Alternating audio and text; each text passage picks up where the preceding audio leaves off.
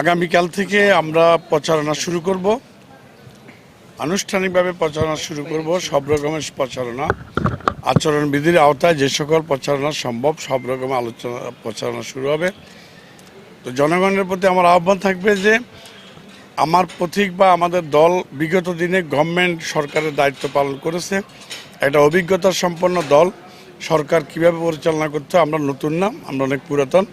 সেই হিসাবে আপনারা বিবেচনা করে আমাদের পথিক দানের শীর্ষে ভোট দেবেন, এই আশা আপনাদের কাছে, এই আহ্বান আপনাদের কাছে। সংখ্যা তো অবশ্যই আছে, ওই সকল কেন্দ্রে প্রার্থীও যেতে পারে না, ম্যাজিস্ট্রেট যেতে পারে না। এটা সশস্ত্র গ্রুপগুলোর নিয়ন্ত্রণে ওই সকল কেন্দ্রগুলো, যেহেতু এটা বাংলাদেশ থেকে বিচ্ছিন্ন একটা বা আলাদা একটা, বিচ্ছিন্ন বলবো না, আলাদা একটা এলাকা, এটা ডিফারেন্ট এখানকার আইনশৃঙ্খলা। এখানে অস্ত্রধারীদের একটা অবস্থান আছে। এই অস্ত্রধারীরা তাদের কেন্দ্রগুলো, তাদের অধ্যুষিত কেন্দ্রগুলো নিয়ন্ত্রণ করে গান পয়েন্টে, অস্ত্রের মুখোমুখি করে ভোটারদেরকে বাধ্য করে ভোট দিতে।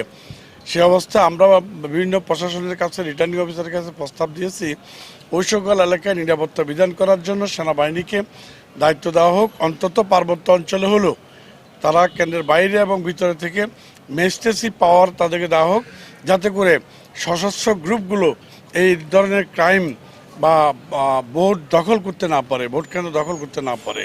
যেহেতু অতীতে বহু বছর ধরে এই প্রচলন আছে, অন্তত প্রায় 100টি কেন্দ্র ওরা দখল করে। সেই হিসাবে এই দখল থেকে বাঁচতে না পারলে নিরপেক্ষ সুষ্ঠু ভোটের ফলাফল আসবে না। সেজন্যই এই কেন্দ্রগুলো যাতে সশস্ত্র গ্রুপগুলো দখল করতে না পারে, এই জন্য উপযুক্ত ব্যবস্থা সরকারকে নিতে হবে, অন্তত পাহাড়ি অঞ্চলের জন্য, পার্বত্য অঞ্চলের জন্য। আজকে আমরা নির্বাচন রিটার্নিং অফিসার মহোদয়ের অফিসে আমরা আজকে প্রতীক বরাদ্দ হয়েছে এবং আমি 10 দলীয় জোটের প্রার্থী, বাংলাদেশ জামায়াত ইসলামী মনোনীত, এবং সেখানে আমার প্রতীক হলো দাঁড়িপাল্লা। আমি আপনাদের মাধ্যমে, এই মিডিয়ার মাধ্যমে খাগড়াছড়ি সর্বস্তরের জনগণকে আহ্বান জানাচ্ছি, আগামী দিনে দাঁড়িপাল্লা প্রতীকে তাদের রায় দিয়ে এবং খাগড়াছড়িকে দুর্নীতিমুক্ত এবং চাঁদাবাজ মুক্ত এবং অন্যায় অপরাধ মুক্ত একটি খাগড়াছড়ি গড়ার ক্ষেত্রে আমাকে সহযোগিতা করবেন। পাশাপাশি আমি বলতে চাই, গত একটি বছর আমি খাগড়াছড়ির হাটে ঘাটে বাজারে, প্রত্যেকটি ইউনিয়নে, ওয়ার্ডে এবং উপজেলা পৌরসভাগুলিতে সাধারণ মানুষের মাঝে এবং এই অঞ্চলের গুরুত্বপূর্ণ এবং সম্মানিত যারা ভোটার আছেন তাদের কাছে আমি গিয়েছি এবং তাদের কাছে সেভাবে আমি আমার আবেদনগুলি উপস্থাপন করেছি।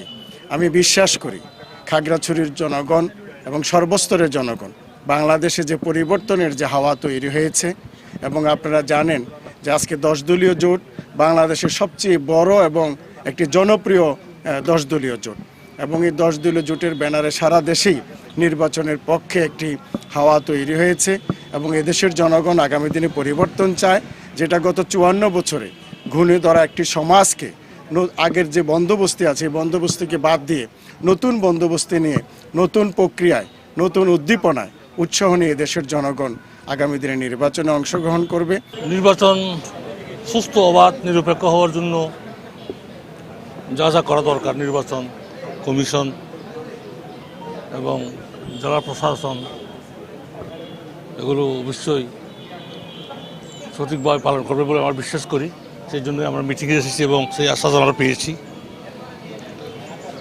এবং অন্যান্য যে সমস্যাগুলো আছে সেগুলো নির্বাচন কমিশনের উদ্যোগে সমাধান হবে বলে আমি বিশ্বাস করি। যেমন দূর দূরান্ত থেকে ভোটাররা যেন সহজে আসতে পারে সেই ব্যবস্থা করতে হবে, তারা যেন নির্ভয়ে ভোট দিতে পারে, তাদের পছন্দ মতো প্রার্থীকে জয়যুক্ত করতে পারে ভোট দিয়ে, এবং তাদের যে নাগরিক অধিকার, দীর্ঘদিনের যে আকাঙ্ক্ষা, নিজের ভোট নিজে দেব, এটা একদিনের আকাঙ্ক্ষা নয়, দীর্ঘ কয়েক যুগের আকাঙ্ক্ষা, সেই আকাঙ্ক্ষা যেন বাস্তবায়ন করে, এখানে যে সুন্দর নির্বাচন করে, এখানে সুস্থ নির্বাচনের মাধ্যমে তাদের প্রার্থী নির্বাচন করে, প্রতিনিধি নির্বাচন করে, এখানে একটি সুন্দর সকল সম্প্রদায়ের মধ্যে সম্প্রীতি স্থাপন করতে পারে, সুখী সমৃদ্ধ খাগড়াছড়ি গঠন করতে পারে, সে আশা ব্যক্ত করেই আমি জনগণের প্রার্থীর আশায়, তাদের ভরসায়, আশায়, বিশ্বাস নিয়ে আমি প্রার্থী হয়েছি।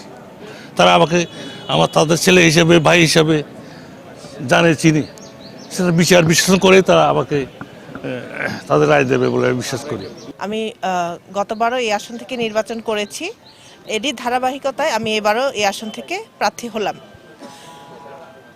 আমার প্রিয় ভাই বোনেরা, আমি চাই একটি সুন্দর খাগড়াছড়ি আপনাদেরকে উপহার দিতে। সেক্ষেত্রে আমি অনেক লক্ষ্যে এই উদ্দেশ্যে নেমেছি।